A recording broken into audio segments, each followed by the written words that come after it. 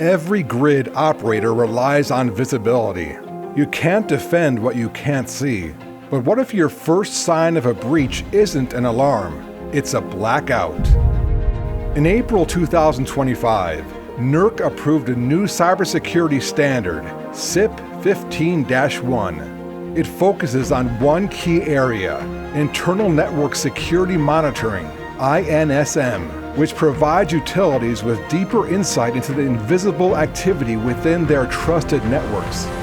For years, the electric industry built strong barriers like electronic security perimeters, firewalls, and access controls. However, traditional CIP controls offer little visibility once something breaches these barriers. CIP-015-1 addresses this gap by requiring continuous detection and analysis inside those boundaries. It's the next step in critical infrastructure security, acknowledging that perimeter-only defense isn't sufficient. The standard is clear and compelling.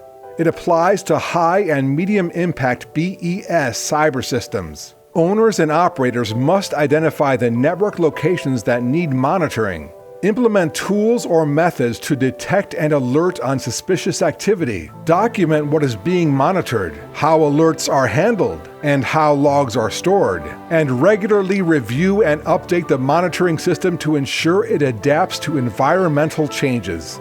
It's not just about purchasing a product, it's about building a capability, ongoing awareness of traffic, behavior, and anomalies within your trusted network.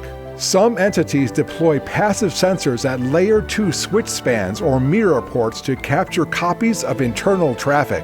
Others utilize flow-based analytics, deep packet inspection, network detection, and response platforms tuned for OT protocols like DNP3, Modbus, and IEC 61850.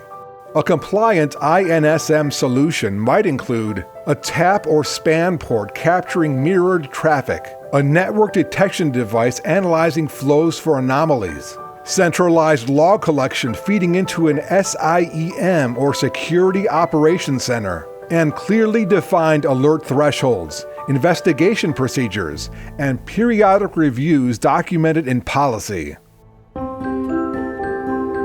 Regardless of the design, the result remains the same.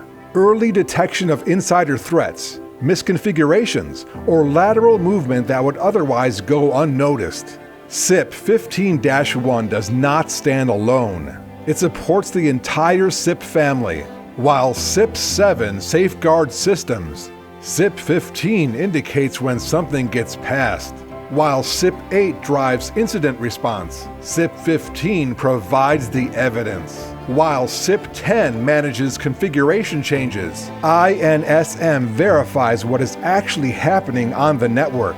The sensor layer provides input to the response machine. The standard leaves design flexibility, but regulators will expect proof that the monitoring covers relevant zones and assets. Documentation must define scope, traffic visibility, alerting thresholds, and review cycles. And don't forget data retention. Entities must keep monitoring data for analysis and audit purposes, just like event logs under CIP-7 and 8.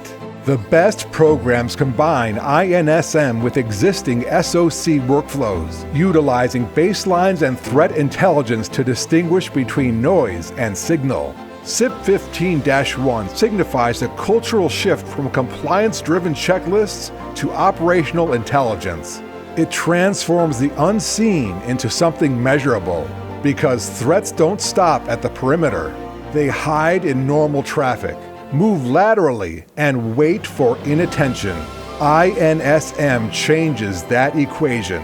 With visibility comes confidence, the ability to respond quickly, contain incidents, and keep power running for millions. And that is NERC CIP-15-1.